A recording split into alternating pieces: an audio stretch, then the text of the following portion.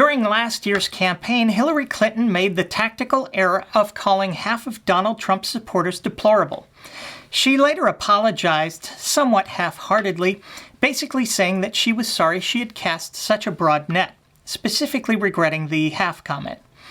Perhaps the regret was in understating that number. In fact, this is one former Republican who is now completely appalled by nearly the entire Republican Party.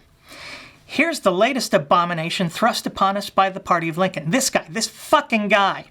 Meet your newest Congressman, Greg Gianforte from Montana. On election eve last week, he strangle-punched, body-slammed a reporter for The Guardian whose glasses broke in the scuffle. Why? Because he politely asked a question about the CBO scoring of the Republican American Health Care Act.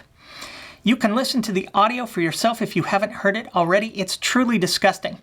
I've provided the link below. Then this penis doppelganger had his shitbag PR team officially lie about the incident, playing the victim, making no apology, and blaming this liberal journalist, perhaps thinking that the Fox News crew who witnessed the entire incident would be every bit the loathsome chunk of human debris he is. They weren't. Their account was actually worse than the account of the journalist involved. By the way, did the good folks at Fox and Friends mention the account of their own news crew the next morning, the morning of the election? Not a chance. They gave the journalist's side, along with the audio, then read this fuckwad's lying-ass statement as though their own news crew, who witnessed the entire incident, had never even been there. Fair and balanced, my sweet, beautiful ass. Now, before you tell me what a large percentage of the electorate in Montana voted early, let me point out some of the responses to the assault by fellow Republicans. Rush called Gianforte's body slam manly and studly. Texas Governor Greg Abbott held up a target he'd shot at a gun range the next day and joked, "I'm going to carry this around in case I see any reporters." A voter in Montana told a CNN news crew, "That audio made me cheer." And so far, the party is showing no indication that they will be censuring their new congressman over the assault.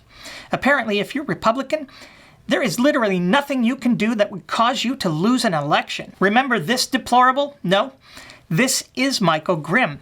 He's a congressman from New York's Staten Island. Last time he won an election, he was under a 20-count indictment for federal corruption. He was also caught on camera threatening a local reporter, saying he would throw the reporter, quote, off a fucking balcony, end quote, and break him in half like a boy. He beat his well-funded Democratic opponent by 13 points. Good people. Then there's this asshat, Tennessee Congressman Scott DesJarlais. This religious right hypocrite was exposed by transcripts from his divorce trial, showing support for his wife's 2 abortions before their marriage, and sexual relationships with 3 co-workers, 2 patients, a drug representative, and a partridge in a pear tree. He won his race in the heart of God-fearing, Bible-loving country by 30 points. Yippee-ki-yay, motherfucker! Then there's the mother of all deplorables. Let's call him President Deplorable. The only person in America who thought his supporters more deplorable than Hillary did. He banked on it. I could stand in the middle of Fifth Avenue and shoot somebody and I wouldn't lose any voters, okay? It's like incredible. He was right. Even after being caught admitting to sexual assault on camera, his supporters put him in the White House. And if you want to see just how deplorable some of these people can be, just read the comments below, where I guarantee you someone will defend Trump's pussy grabbing by saying it wasn't sexual assault because he said they let him do it.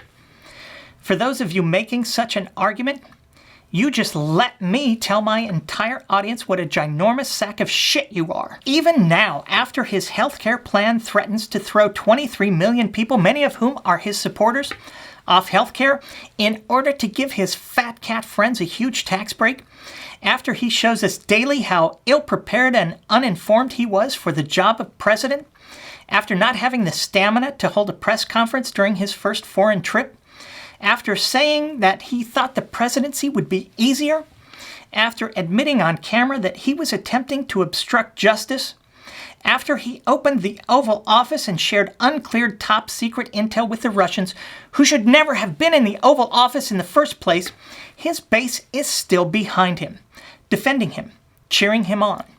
There is literally nothing they care about more than party, killing the ACA, guns, and tax cuts for the filthy rich. If this isn't some of the most deplorable shit you've ever heard, I don't know what is. Oh, but wait. I'm so sorry. I completely forgot. The emails.